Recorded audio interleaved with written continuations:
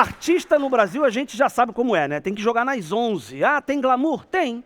Mas entre uma festa e outra, a real é que a gente está lá decorando o texto do teste de elenco do comercial de remédio enquanto busca o filho na escola. E como o teste de elenco não paga cachê, para a conta fechar no fim do mês, a gente precisa ser ator, cantor, diretor, apresentador, sapateador. Mas igual ao nosso convidado de hoje, não tem. Porque ele é ator, apresentador, cantor. Até aí, tudo bem, tá fácil, tá empatado comigo, com o Fiuk e com o Arthur Aguiar. Fora da casinha, mas ele ainda acha tempo de ser diretor de escola de teatro, youtuber, produtor, dono de gravadora, ex-BBB e paizão de todo brasileiro, gente fina que se preze. O cara não joga nas 11, joga nas 15. Senhoras e senhores, falando a veras, convida Babu Santana. Aê! Obrigado, Babu. Bem-vindo. Muito obrigado por ter topado esse convite. Eu falei aqui na entrada da nossa apresentação do programa que você joga nas 15, você faz isso, você faz aquilo. Eu falei, o cara ainda teve tempo de aceitar um convite em pleno sábado, podendo estar curtindo a família. Vai que você vai dar o trono do Jô Soares. Pô, não pode. Aí, pô, já tô aqui ó, no comecinho, marcando presença. Que o universo te escute, Não, Babu. eu gosto muito de você. A gente trabalhou uma vez só junto, né? Uma vez, cara, é verdade. Vai parecer que era amigo desde criança. Ah, na verdade, a gente trabalhou nesse filme recente, que você tá falando, no Quatro Amigas numa Fria. Ah, não, mas a gente não contracenou. A gente não contracenou, é verdade. Mas foram dois filmes que a gente Então fez. foram dois, porque o primeiro foi Copa de Elite. Isso. Um clássico do cinema clássico. nacional, uma paródia do Tropa. Meu primeiro filme. Um beijo pro Tami. Beijo, Tami. Exatamente, o Tami Cara, fez. eu lembro de uma cena muito boa. O Tami e o Rafinha Bastos. Como que o cara conseguiu enquadrar aquilo? Não tinha como. Ele fez duas passarelas. Uma maior pro Tami, uma média pra mim e o Rafinha veio, né? Gigante, né? Gigante. Então, muito bom. Você quer beber alguma coisa?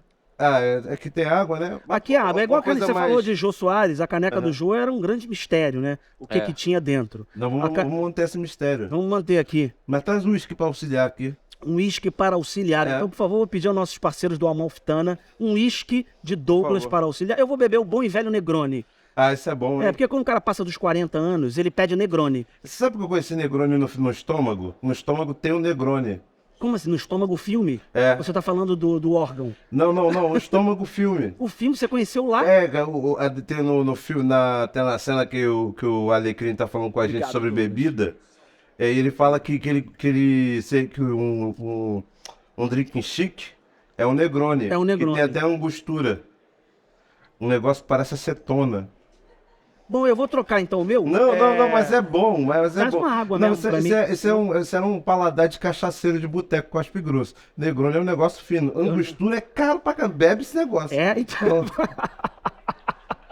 Então um brinde aqui, ó.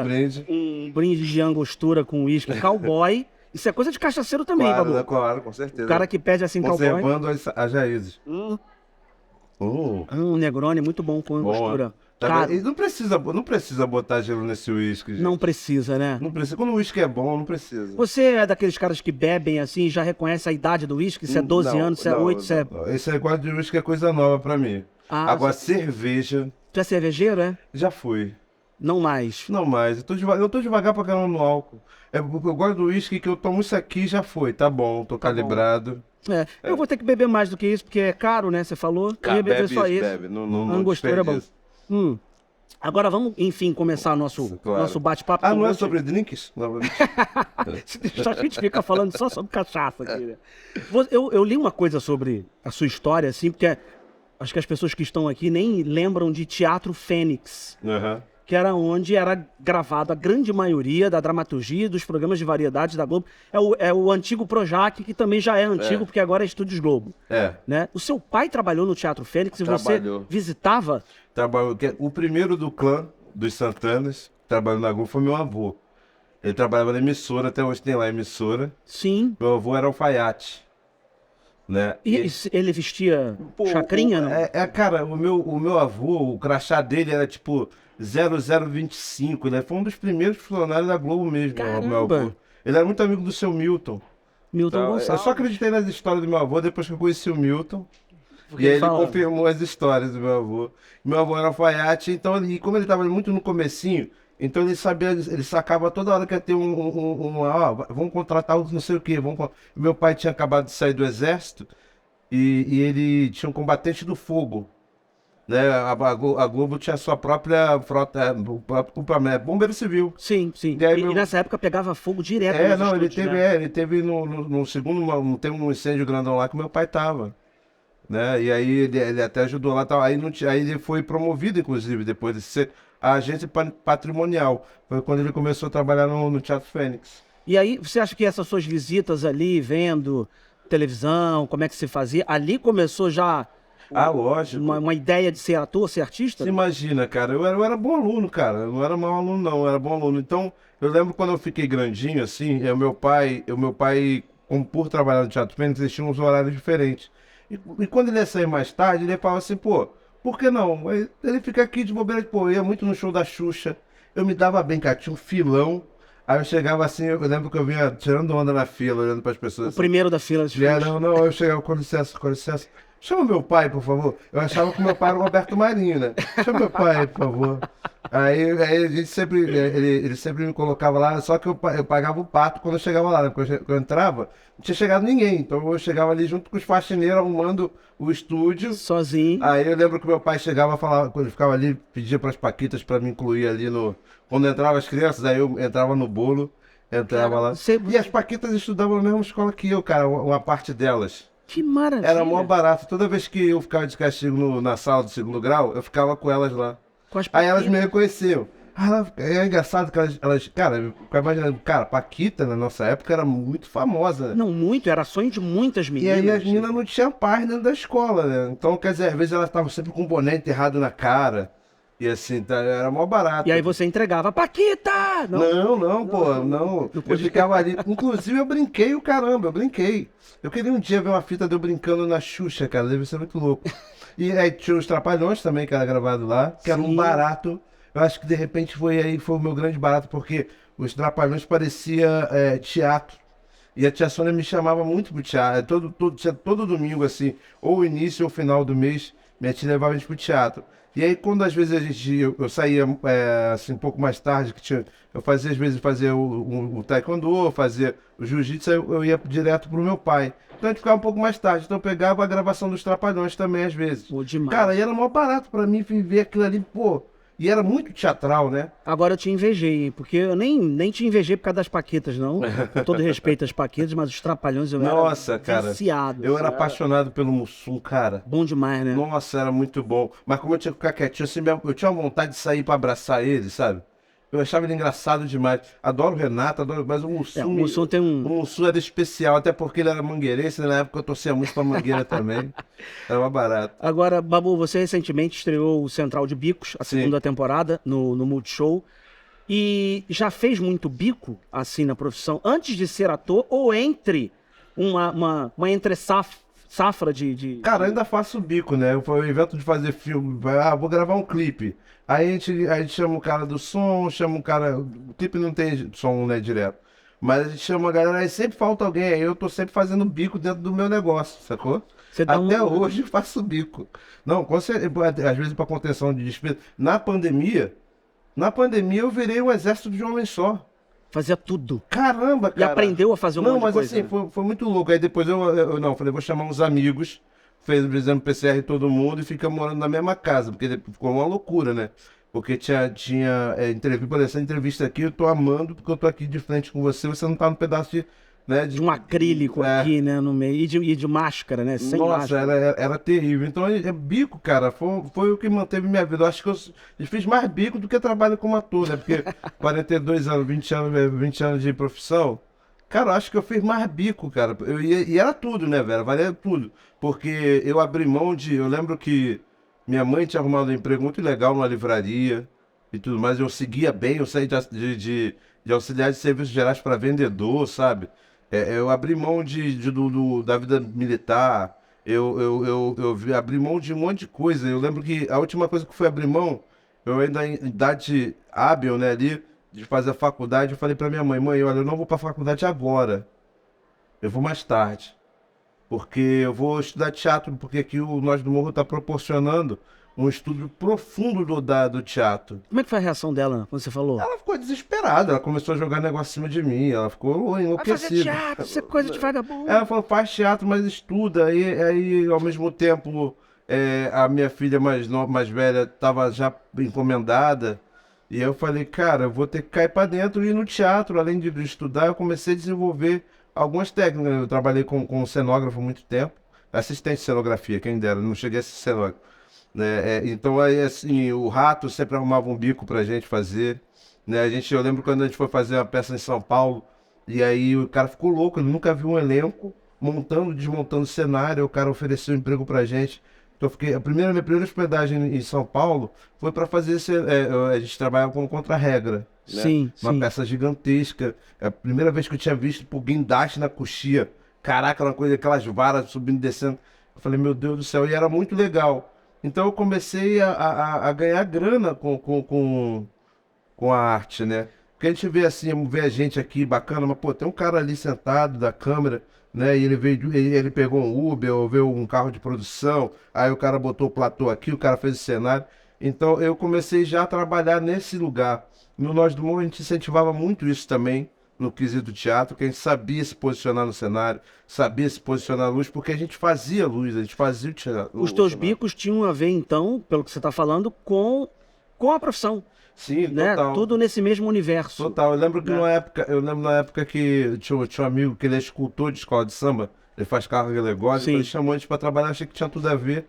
E eu usava muito o que eu aprendia com ele nos carros alegóricos, eu aplicava nos cenários, né? Então era mó barato, cara. E é muito comum, né, Babu, para quem não sabe, assim, quem faz teatro, quem vem do teatro principalmente, é uma tendência, não é uma regra, mas de aprender um pouco de tudo, né? É. De luz, de cenografia, de camarim, de figurino, de caracterização. Eu acho que é uma tendência de quem vem do teatro, né? E quando chega no audiovisual, às vezes os profissionais até estranham, né? Tipo, não, tem uma pessoa para fazer isso.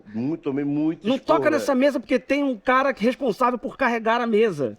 não, eu tomei altos esporros. Eu lembro o filme que eu fiz com o seu Milton primeiro, chamava Alegres Comadres. Aí eu lembro que toda vez que eu ia embora, eu pensei, ok, deu. Aí o elenco ia pra van e eu ficava olhando aquela galera ali se matando, pegando. Aí teve um dia que choveu. E aí eu meti a mão numa lua dessa e comecei a carregar pro caminhão. O cara ficou enlouquecido. Tira essa Aí eu falei, meu irmão, eu tô te ajudando, brother. Esse bagulho molhar babou, a gente vai ficar mais tempo aqui. A gente tava em Tiradentes. Aí ele, cara, mas se quebrou, fudeu também, né? Se quebra na tua mão, então fudeu pra mim. Mas graças a Deus eu ajudei ele sem quebrar, eu peguei uma coisa só que não deixou eu pegar outra. Agora você falou do Nós do Morro, que é um grupo que até hoje tem uma relevância e uma importância muito grande na formação de novos profissionais da arte, atores, técnicos, diretores. Como é que o Nós do Morro surgiu na tua vida, a importância dele e como é que hoje ele representa, e de que forma ele representa a importância para você hoje? Olha, o Nós do Morro, ele caiu assim no meu colo. Literalmente, o Butch é meu vizinho, né? Eu falo muito com o Edu, o Sterbitz, que Sim. eu era vizinho da tia dele, a tia-avó dele, a Maria Vorris. Então eu tava ali, eu tinha essa tia que sempre levava a gente ali. E o meu tio era casado na época com uma das fundadoras do Nós do Morro. E ela tava sempre ali atarefada, atolada, e ela também não sabia desse desejo. No dia que ela soube desse desejo, ela falou, por que você não vai fazer teatro no Nós do Morro? Aí eu lembro que eu olhei pra ela assim, pô, eu queria fazer teatro de verdade. Aí ela, o quê? Cara, eu lembro que ela virou uma leoa. O quê?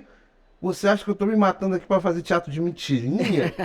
E aí ela pegou pelo braço e me levou, porque a gente até então, eu vi o Nós do Morro no negócio chamado Show das Sete, que era um talk show que a gente fazia no pátio de uma escola municipal que tem lá no Vidigal.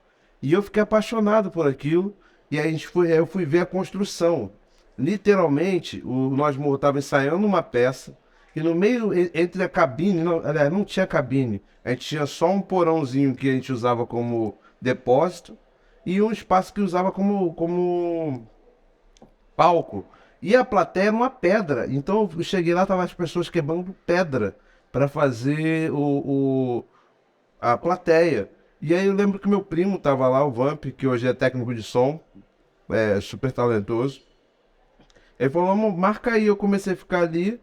Aí eu fiz o teste para Nós do Morro, passei. Logo no primeiro ano que eu entrei, a gente teve a chance a gente tinha um ano de Vinícius Reis e Rosane Schwartzman, que Sim. dava aula de cinema, começou a dar aula de cinema. Na verdade, a presença deles lá era para fazer um documentário sobre Nós do Morro, que já ia fazer uns 10 anos. Eu entrei assim, o grupo foi fundado em 86, eu entrei em 96, 97. Então foi o ano que a Rosane e o Vinícius colou lá também para dar aula de cinema. E aí eu comecei a colar lá e a gente teve a chance de descer para fazer nossas 3 peças que já tinham sido lançadas no Vidigal, com o público do Vidigal. A gente foi fazer essa montagem no Lauro Alvim. E foi minha primeira participação numa obra de arte profissional. Né? Eu que queria fazer teatro de verdade. Foi por isso que eu falei para minha mãe assim, eu queria me redimir dessa frase pífia que eu falei para Zezé. Fazer teatro de verdade. Assim, eu lembro eu falei assim, não, esse ano eu vou segurar esse ano que eu me formei no segundo grau, vou fazer essa peça, que eu me formei atrasadinho, porque eu repeti, porque eu fui um adolescente um pouco difícil. E aí eu lembro que eu fiz as peças, assim, comecei a fazer o curso da Rosane, e logo fui procurar a faculdade de cinema, de teatro, alguma coisa. E a nossa grade no Nós do Morro era muito forte. Nenhuma faculdade oferecia os profissionais que a gente tinha no curso da Rosane. A gente tinha aula de fotografia com o Jimmy Luft, sabe? Uma turma. Tinha palestras de Rui Guerra, Cacá Diegues, sabe, a própria Rosane Schwartzman, só você vê Sim, quem que ela é é uma hoje, super autora, sabe? diretora. Então, quer dizer, eu falei assim, cara, falei, mãe, eu prometo que eu não vou ficar um dia sem estudar. E até hoje, assim, esse compromisso que eu firmei com a minha mãe, eu todo dia estudo, graças ao Nós do Morro, que hoje em dia, velho, eu não sei explicar pra você o que é Nós do Morro, o que é minha vida particular, porque foi uma fusão. Se misturam, né? Né, meus filhos nasceram em Coxias do Nós do Morro. Eu sobrevivi com grana que eu gerei a partir dos trabalhos que eu conheci de pessoas que chegavam ali no Nós do Morro. Né? Hoje, eu sou diretor do Nós do Morro, depois de uma pandemia cruel para todos nós artistas, né? Aí o desafio é trazer de volta a juventude lá para dentro do Nós do Morro. Hoje a gente tá trabalhando com a verba do Foca, né? A Sim. gente só está com 2 turmas, mas a gente já chegou a atender 9 turmas. A adesão do Nós do Morro hoje ainda é muito grande? É assim, Dos jovens da comunidade, ou até fora da comunidade, mas eu acho que é um trabalho muito mais presente na comunidade. não, Né? hoje a gente está num trabalho de sobrevivência. A gente conta lá com o Vidigana Social, que dá aula de música, que dá uma movimentada nessa galera mais jovem. Nós temos essas 2 turmas da contemplação do Foca. Nós estamos reformando a casa ficou parada há 2 anos, Sim. né? E a adesão, eu acho que tudo mudou, né, velho? Eu lembro que eu fiquei lá no Big Brother, e aí depois, quando eu saí, parecia que o jeito de ver arte, de produzir arte, era tudo diferente, né? Esse negócio de live, É. ela foi de louco. Eu falei, Era algo que quase não se fazia, né? não é, cara, as mídias digitais ficaram muito presentes, né? Tanto é que a gente pensa muito em envolver teatro com mídias digitais para trazer de volta essa movimentação que a gente teve Sim. lá Nós do Morro. Mas a gente fez agora, na reabertura da casa, a gente fez um sarau, a gente vê que a adesão do nosso público é muito forte. Eu lembro a última peça que eu fiz no Nós do Morro, 70% do público eram pessoas do Vidigal, ou seja, o Nós do Morro não atendia só os atores e profissionais. Assim, a gente tinha uma formação de plateia importantíssima. Sim. No Lauro Alvim, cara, era a coisa mais linda do mundo. Eu lembro que quando eu desci um pouco mais atrasado, eu via as pessoas fazendo fila no ponto de ônibus, descendo na praia de Ipanema para ir assistir teatro. Eu lembro que eu ficava distribuindo panfleto de desconto para a galera pagar mais barato. E era uma coisa maravilhosa. 80% das pessoas que do nosso público vinham do Vidigal. Então, uma importância para os profissionais e também essa formação de plateia numa comunidade que é grande, Sim. né? O Vidigal. Agora, você falou uma coisa aí no meio que eu não vou deixar passar batido, porque você foi um adolescente difícil, por quê? Ah, né, cara, eu acho que a adolescência já Porque adolescente e difícil são sinônimos. Mas eu tava começando a entender quem era eu. Né? Eu comecei a entender que eu era um homem preto, favelado, tentando fazer teatro no Rio de Janeiro. Então, quer dizer, eu fui muito ríspido. Muitas vezes eu quis ganhar no grito, sabe? Isso me trouxe transtornos. Pra mim e pra minha mãe.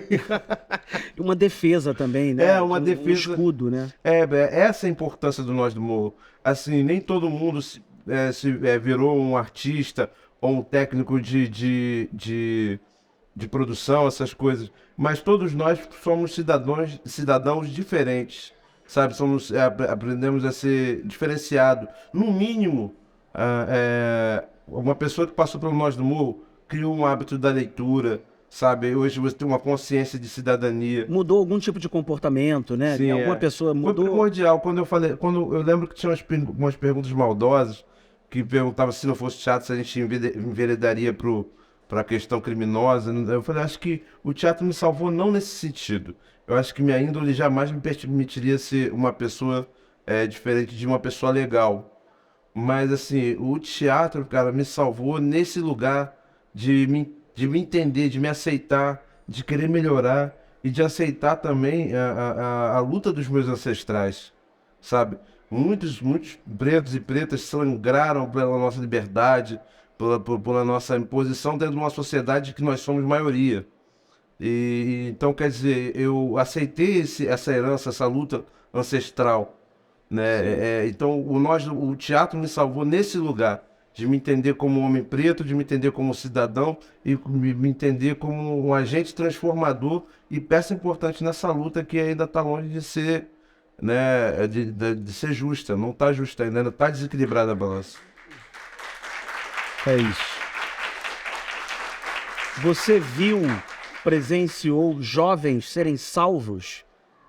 Quando a gente fala de comunidade, ela é carregada de clichês, de preconceitos e automaticamente jovens associados ao tráfico de drogas. Você presenciou jovens serem salvos pela arte? O Afro-Reg, ele tem um trabalho diretamente com reabilitação de infratores. Né? Eu vi, o Afro-Reg é um grupo um pouco mais novo que o Nós do Morro, foi um grupo muito irmão da gente, né? Inclusive agora eu fiz o jogo que mudou a história, Sim. que é uma minissérie do Globoplay, criada e produzida pelo JJ, lá do Afro-Reg.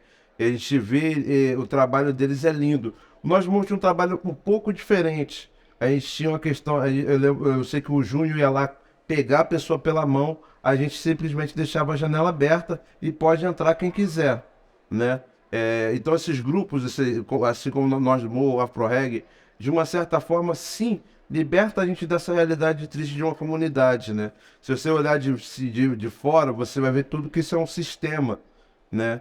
E hoje em dia é muito mais fácil você atribuir delinquência a uma pessoa pobre, preta, de periferia, Sim, do que você pegar esses políticos aí que estão sendo beneficiados, não sei por causa de quê, estão sendo soltos, que essa corrupção, esse esquema que acaba com a Amazônia, essa exploração, é difícil. Fácil prender um pivete, difícil é prender um chefe de garimpo, um chefe de peiteiro, um deputado, um senador corrupto. Né? E nesse sentido, eu acho que essas ONGs fazem sim a presença do Estado, a falta da presença do Estado, e salva sim dessa realidade triste. Mas além disso, porque nem só de pão e água vive o ser humano, além disso a gente liberta as mentes também. sim. Que é o que está faltando hoje em dia. Eu acho que nossas mentes estão presas em pequenos... no celular a gente está individualizando, a gente está em pequenas bolhas, né? As redes sociais só está ali presente coisas que a gente quer ver, que a gente concorda, sabe? A gente está preso em pequenas bolhas.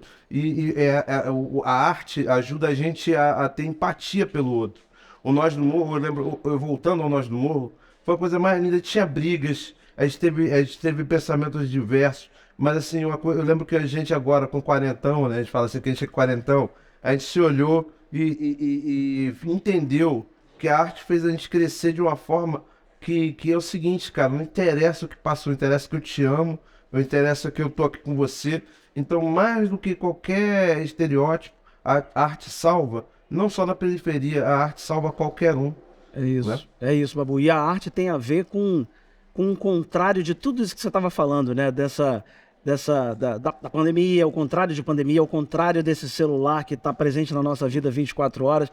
A impressão que eu tenho é que a arte cada vez mais se torna um mundo paralelo e mais importante ainda. Paralelo no sentido mais importante da palavra. Nossa, é a vacina para empatia. A falta de empatia dessa sociedade vai no teatro, vai a um show de música. Eu tô indo, eu falei pra minha mulher assim, quando a gente ficou preso, eu falei, cara, eu vou em todos os shows que eu conseguir. Eu vou assistir todos os filmes que eu conseguir.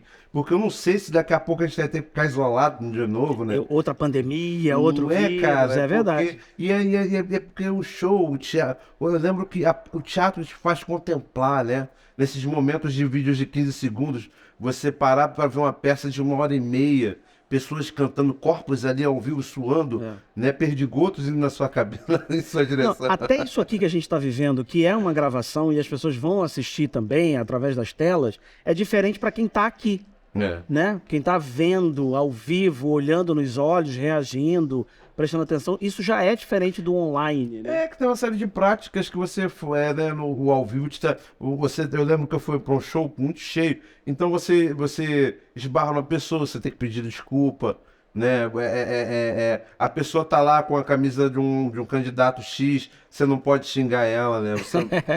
Então quer dizer, você aprende a conviver. Né? Esse isolamento criou muitas barreiras entre nós, né? É. Então o teatro, a música, a poesia, né, o entretenimento em si, como eu falei assim, é muito engraçado, né?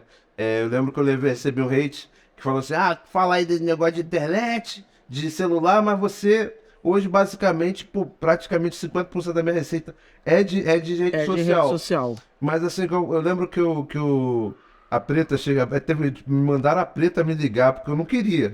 Falei, olha só, gente, para com essa palhaçada. Eu sou ator, eu vou procurar filme, eu vou procurar novela. Eu faço teatro sério. Eu faço teatro sério, eu lutei por isso.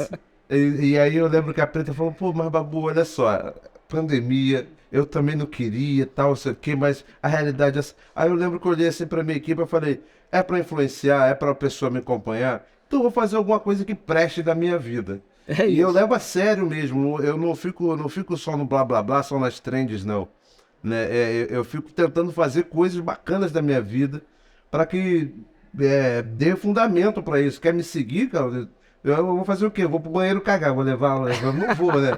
Então, quer dizer, eu comecei mais do que fazer cocô, eu comecei a fazer coisas interessantes da minha Que é vida. o conteúdo, Que é né? bacana, né? Quando eu falo assim, já que a gente vai ver, pô, eu tô fazendo uma coisa bacana, né? Já que existe, né? Vamos É. colaborar para um mundo Porra, melhor através por da favor, rede, né? né? Vamos parar de só botar como é o nome daquela porra? Os trend, não. Não, Os muda a filtros. cara, os filtros, Os pô. filtros. Não Fica em dá. casa botando filme, postando 500 vídeos do filme da cara.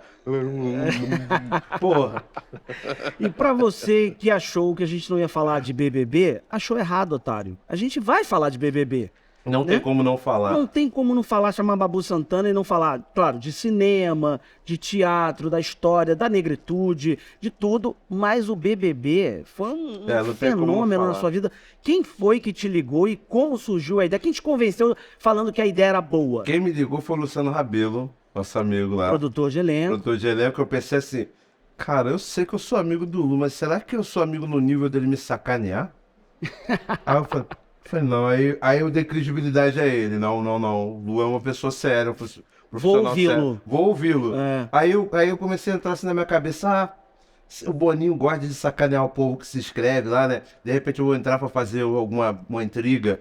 De repente eu vou entrar lá e fingir que eu sou gêmeo. Eu vou ter que interpretar duas personalidades diferentes. E eu lembro que eu perguntei isso pra ele, é o quê? Eu vou ter que fingir que eu tenho um gêmeo? É uma pegadinha, É uma pegadinha. E aí, o que eu tenho que vai provocar uma briga? Não, você tem que participar. E era a primeira versão com famoso. Né? O famoso, o camarote. Era Sim. pipoca e camarote. E eu fiquei meio depressivo e alegre, porque eu lembro que as especulações da época, eu falei assim, cara, essa história de famoso, porque era tanta gente especulada pra fazer o BBB, eu falei, cara, será que eu sou famoso a ponto de ser classificado como famoso? Aí eu falei assim, cara, eu fiquei, em primeiro lugar, nesse lugar de muita dúvida. Muita dúvida. Eu frequentei muito camarim, muito bastidor. Eu sei que o meio não tinha uma opinião muito sadia. E eu fiquei com medo de ser um suicídio profissional. Sobre o programa, né? Também carregado de preconceito. E né? aí eu comecei a parar e falei, para de ser hipócrita, cara. Tu assiste toda vez que tem, tu assiste. Aí eu gosto. Eu gosto. Caiu Aí- a ficha, né? Do tipo, Aí cara, eu gosto. Aí eu fiquei, caraca, eu tava num momento da minha vida duro, trabalhando, fazendo um monte de bico, Eu lembro que sério, eu lembro que eu comecei a fazer um curso de cabeleireiro. Eu sabe o que eu estava pensando em 2019, que começou aquela catástrofe, né, a morte do Ministério Público, do Ministério da Cultura. Da cultura. E aí eu fiquei assim, cara, o que eu vou fazer da minha vida? Eu tinha uma coisa assim, eu vou vender tudo que eu tenho na vida, vou fazer um acordo com as mães dos meus filhos, sacou? Eu vou fazer um curso de cabeleireiro. E vou fazer o cabelo delas. Não, eu tinha uma tia que estava em Portugal. Eu falei, eu vou para Portugal, vou tentar virar cabeleireiro em Portugal, tentar fazer uns testes lá. A gente sempre pensa em Portugal, né? Porque é português, eu não vou. O tempo inteiro. Deu merda aqui, vou pra Portugal. Em euro, vou dar merda em euro. Não, mas eu tô trabalhando essa onda de falar inglês para poder ir de repente para outro país. Mas o começo é Portugal. E aí eu fiquei pensando, eu fiquei naquela coisa, quando me veio esse convite, eu falei, tá aí. Aí, não, ia quanto? É tanto. Eu falei, tá bom. Aí começou a gostar mais ainda do BBB, né? O BBB é mas ótimo. Aí, se eu sair na primeira semana, não, eu ganhei isso. E se eu sair na última? Aí você ganhou um prêmio, você ganha isso mais um prêmio. Eu falei, eu tô concorrendo prêmio, maluco. Eu falei, é sério. Eu falei, caraca, maluco. Foi caindo a ficha aos poucos. Foi caindo eu falei assim, tá.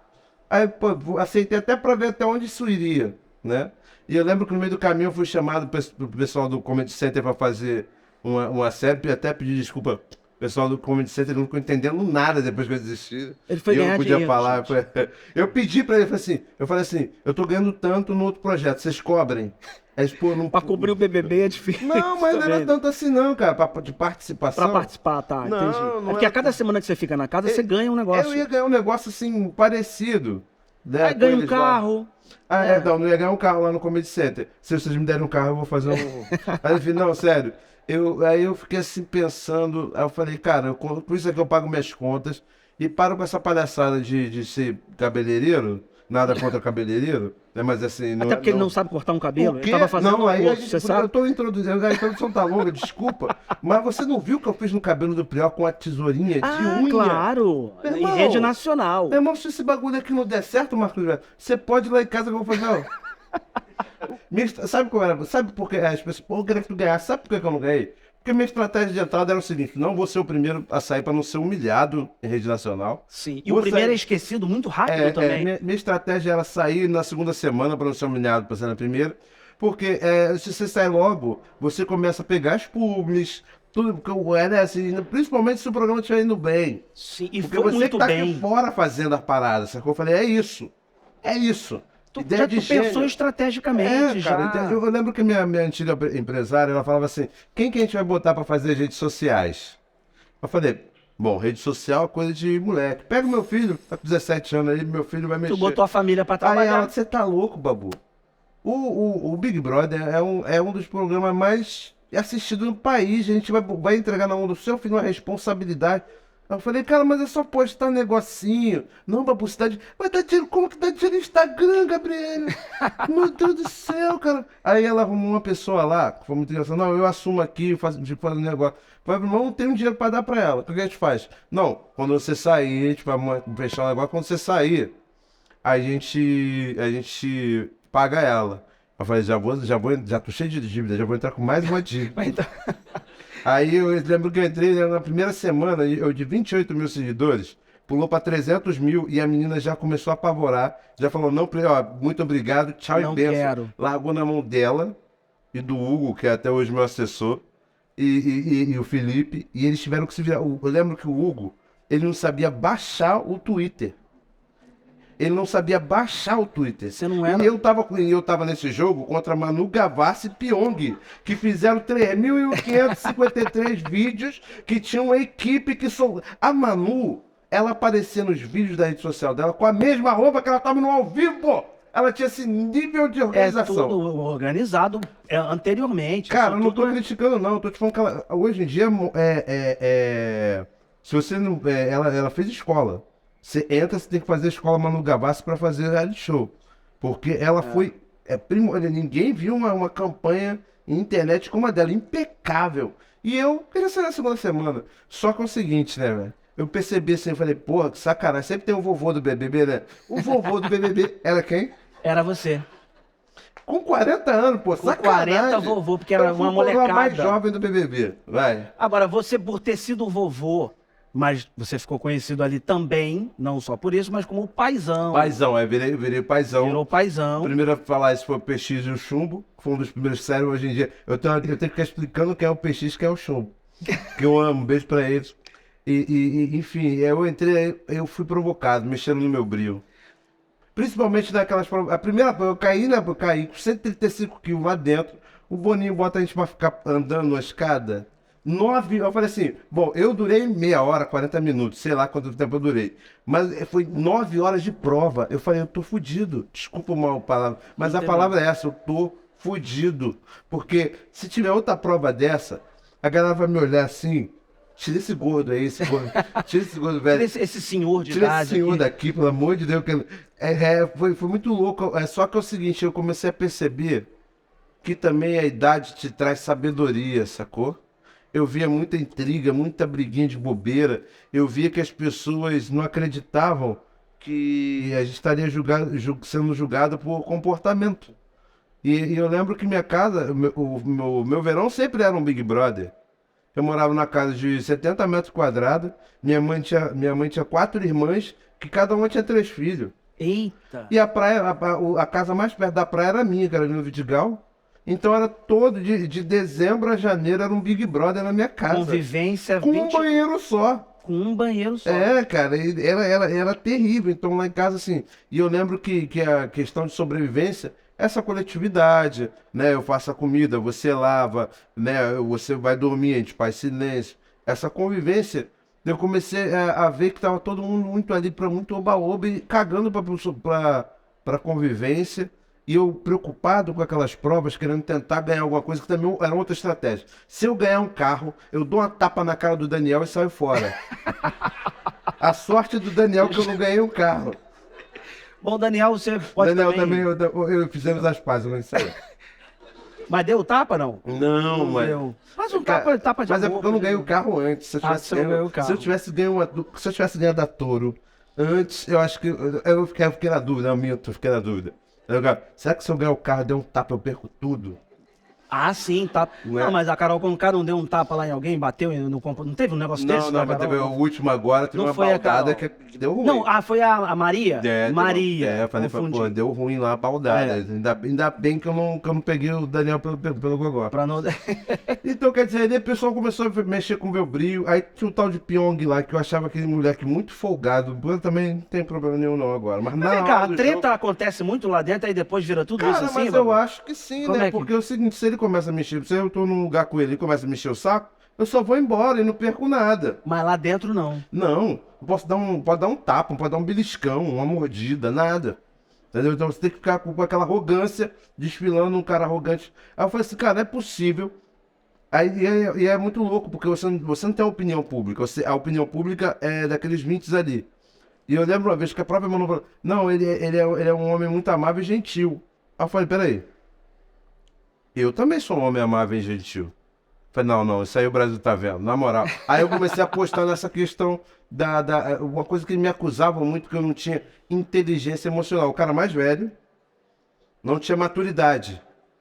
Aí eu falei assim, tá. E eu comecei a brincar com isso, sabe? De vez a gente falando informações erradas, intriga de bobeira, uma coisa muito vazia. E eu falei, não, vou aprofundar com essa galera. Porque eu quero ver se. Até porque marreco novo não mergulha fundo, é o lema do malandro. Foi aí que começaram as aulas? Marreco novo não mergulha fundo, então eu comecei a mergulhar fundo. E aí você sentiu que eles te acompanharam nisso? Quando essa coisa de questão de aula é muito engraçado, eu fiquei até meio espantado. Porque não era aula, era a minha vida. E como eu te falei, ser um homem preto numa sociedade racista. Então, quer dizer, ali eu comecei a falar vários relatos do dia a dia. O negócio do cabelo são histórias. Quem tem black, como a gente convive muito entre nós, cabelo, dread, não sei o que. Essa discussão do cabelo é uma discussão que não é uma discussão do babu. É o fato de eu ser um homem preto e procurar um garfo, procurar um pente diferente, entender que os produtos que estão ali na prateleira nem todos vão atender a característica do meu cabelo. Entendeu? Eu lembro lá quando a Gabi teve treta com com o Gui, eu entendia que aquilo tudo ali era o flor da juventude. Eu falei, meu irmão, não é possível. Tu tá amando a pessoa 2 semanas? Ah, seu pé do bó. Ah, porra.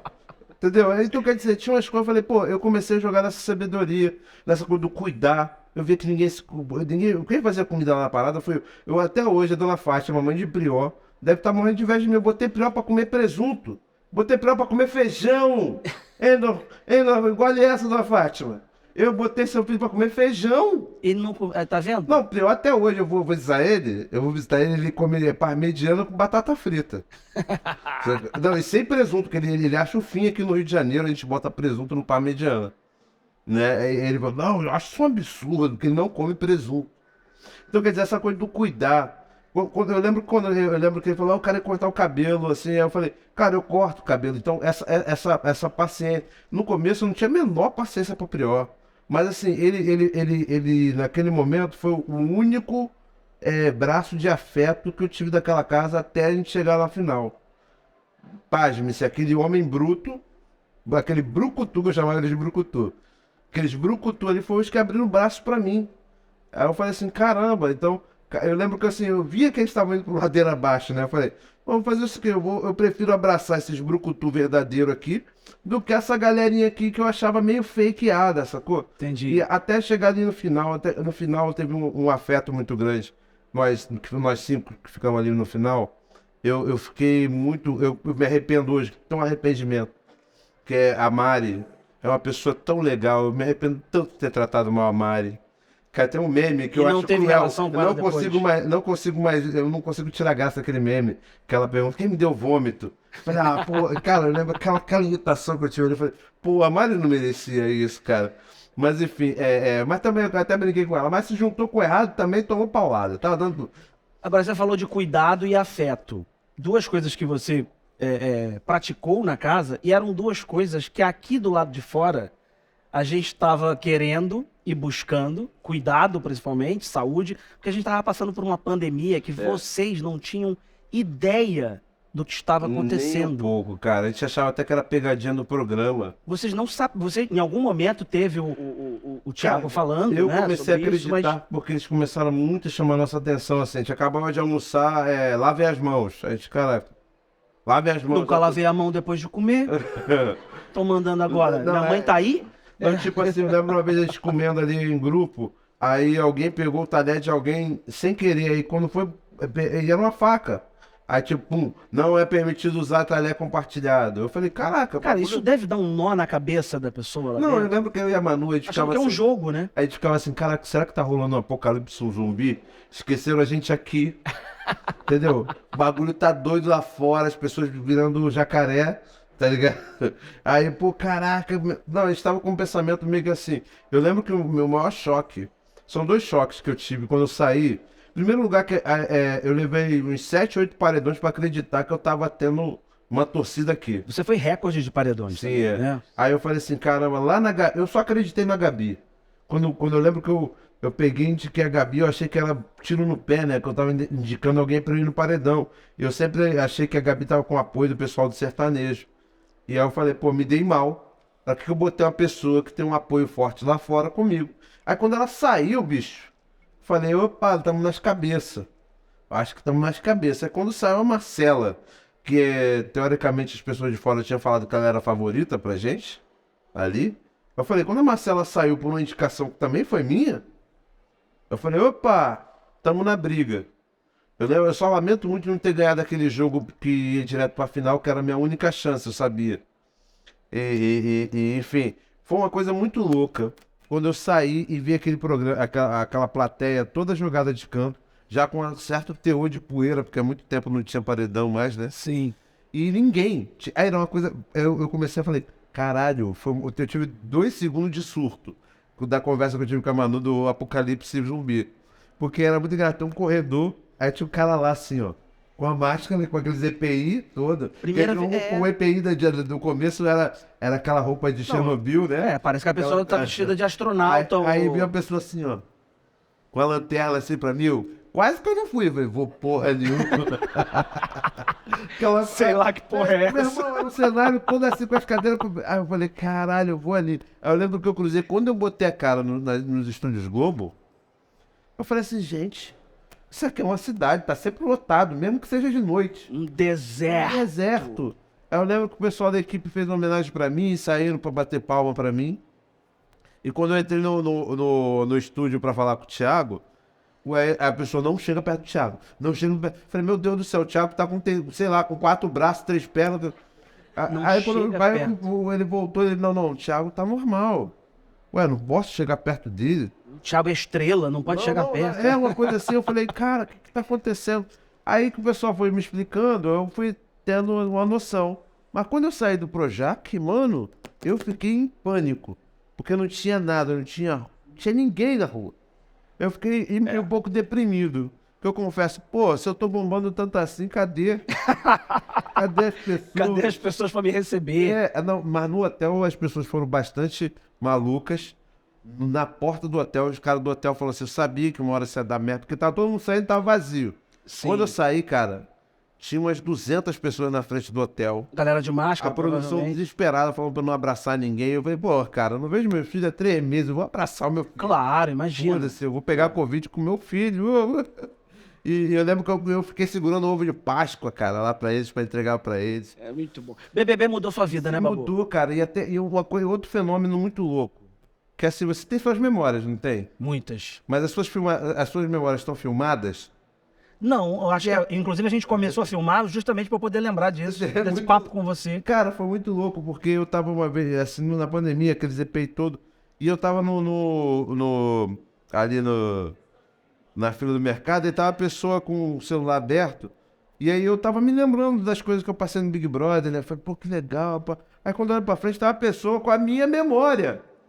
Eu falei, caralho, que bagulho esquisito. Tem um acesso direto no celular dela sobre E você. eu lembro que eu fui falar pra minha filha, ô filha, papai passou muita vergonha dançando. Ela, não, as danças foram maravilhosas, pai. Inclusive você tinha que dançar mais. O problema é quando você ia dormir, que botava a mão no saco, ficou o Brasil inteiro te vendo.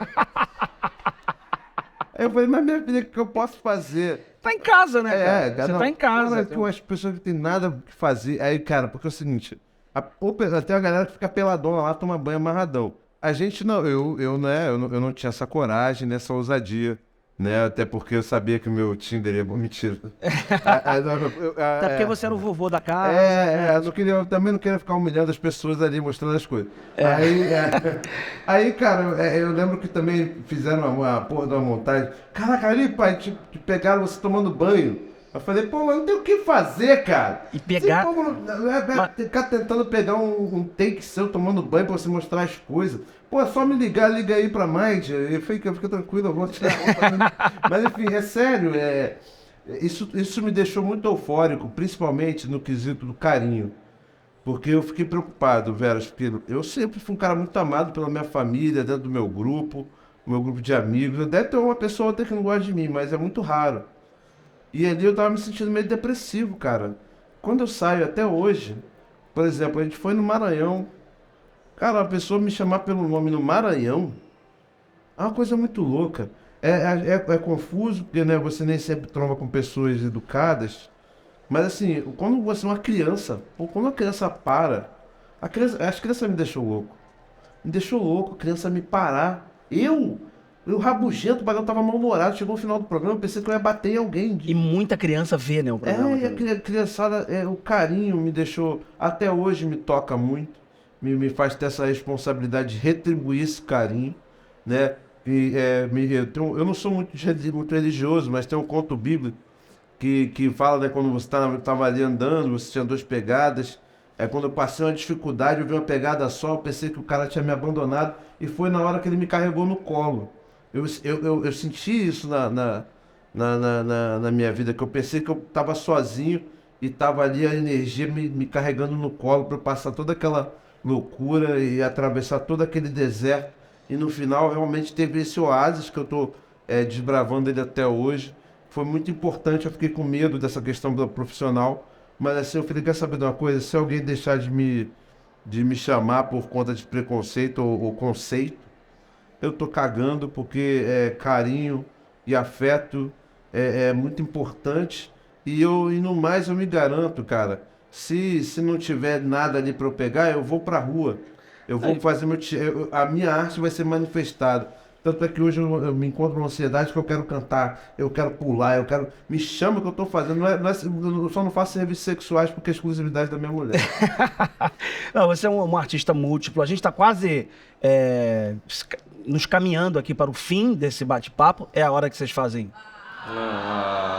Espontaneidade, a gente vê por aqui.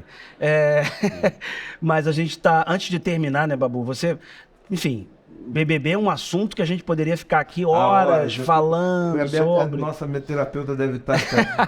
Nós do Morro também, mas você é um cara que faz TV, teatro, cinema, né? A tua carreira no cinema é muito importante, através, inclusive, do filme de um outro ídolo nosso, que é o Tim Maia. Sim. Né? Então, a gente vive um momento difícil e de mudança no cinema brasileiro por conta da pandemia, por falta de incentivo, os filmes estão voltando e tal. Então, eu vou te fazer uma última pergunta. E você responde como quiser, do jeito que você quiser. Cinema brasileiro, por quê? Olha, porque eu acho que teatro é amor e cinema pra mim foi uma paixão. E a vida com paixão e amor é tão gostoso. E o cinema brasileiro, por a gente falar português, que é a nossa língua mãe, por mais que eu possa vir aprender a falar espanhol, inglês, é a nossa língua mãe. É onde a gente consegue expressar, exprimir nossos sentimentos de forma mais profunda. E eu acho o português uma língua tão, tão linda, tão profunda. Quanto mais eu estudo, quanto mais eu conheço. Então, o cinema nacional, ele ressalta isso. A poesia com a palavra, com a língua portuguesa, né? E é uma paixão, cara. O cinema, o teatro era um amor e eu não queria explorar o meu amor. E na paixão... A paixão foi isso, eu me decepcionei, eu fiquei feliz, eu consegui ganhar grana, sabe? Eu consegui realizar sonhos e ainda continuo sonhando. Ainda estou escrevendo meus roteiros, estou dando minhas pauladinhas, estou me associando a alguns grupos, a gente está tentando trazer à tona o Maguila da net hoje, a gente vai conseguir. Falo para o Josmar, nem que seja eu, porque eu estou começando a ficar velho, não vai dar para fazer o Maguila com 19 não. Então, quer dizer, o cinema brasileiro é uma paixão, cara. Eu não gosto só de fazer, eu admiro muito, né? Eu tenho muitos amigos e eu sou muito admirador. E é o retrato da existência da nossa sociedade, a crônica da nossa sociedade, do nosso dia. E a poesia estão presentes no cinema nacional. Não só sacanagem de palavrão, como você sempre fala aí, né? Ah, não vem do cinema nacional porque tem muita sacanagem de palavrão. Como se lá fora não tivesse, né? Mas eu sou um apaixonado pelo cinema brasileiro. Por isso, porque eu sou um apaixonado. Senhoras e senhores, Babu Santana. Vou morrer de saudade. Obrigado, Babu. E a dancinha? Moleque, obrigado. Babu Santana! Valeu, gente. Peraí. O uísque, por favor. Vai jogar fora. Eu não vou jogar fora minha angostina aqui. Deve que esse negócio é caro, já falei. Ave Maria.